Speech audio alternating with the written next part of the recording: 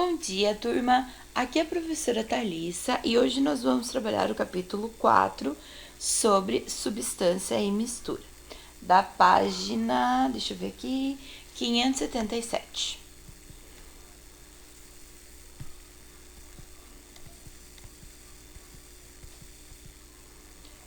Uma substância é um material formado por moléculas quimicamente iguais. Nós podemos ter substância pura simples e uma substância pura composta. Uma substância pura simples, ela é formada pelo mesmo tipo de átomo, pelo mesmo elemento químico. Então, são átomos iguais, são elementos químicos iguais. Elas vão apresentar uma composição fixa, por exemplo, o oxigênio, gás oxigênio, é sempre O2, dois átomos de oxigênio. Então, ele tem essa composição fixa, o que garante que ele também vai ter propriedades específicas fixas também, como densidade, o ponto de fusão e o ponto de ebulição.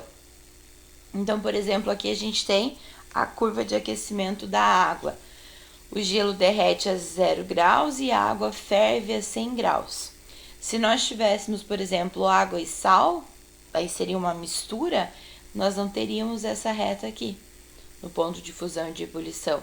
Ela teria uma temperatura variável, porque é feita de duas substâncias, certo?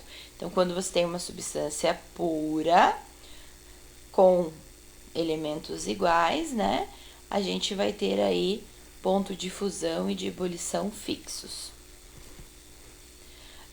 A substância pura simples é formada pela combinação de átomos de um único elemento, então é o mesmo elemento químico.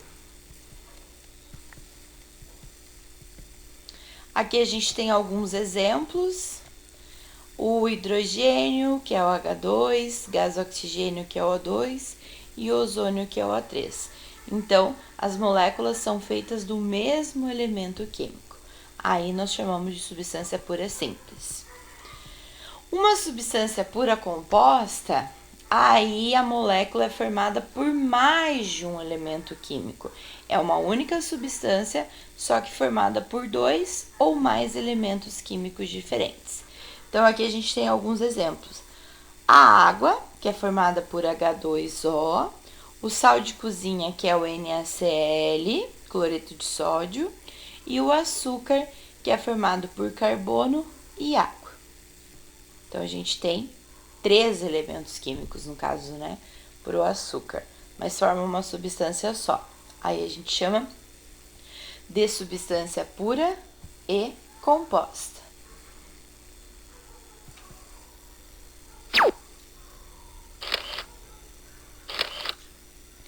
Substâncias puras. Então, aqui nós temos pura e simples, feitas de um mesmo elemento, e pura composta, feita de 2 ou mais elementos químicos diferentes. Agora, a gente vai falar um pouquinho sobre as misturas. Mistura é formada por 2 ou mais substâncias, sendo cada uma dessas denominada componente. Então, em substância a gente tem, né, um único elemento ou 2 elementos químicos diferentes, mas formam uma substância só. Já em mistura a gente vai ter a combinação de 2 ou mais substâncias. Fase em uma mistura é cada uma das porções que a gente consegue visualizar. Por exemplo, se eu tiver água e açúcar, o açúcar vai dissolver na água, eu vou ver uma única coisa. Então, a gente fala que a gente vê uma única fase. Agora, se eu misturar água e óleo, por exemplo, eu vou ver a água e eu vou ver o óleo. Aí, a gente fala que tem 2 fases, certo?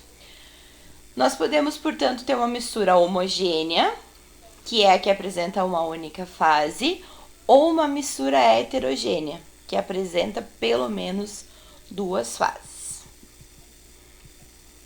Aqui a gente tem alguns exemplos. Água e açúcar dissolvido. Eu vou ver uma única coisa, então uma única fase. aí nós chamamos de mistura homogênea. Água e óleo, vou ver as duas fases, aí a gente chama de mistura heterogênea.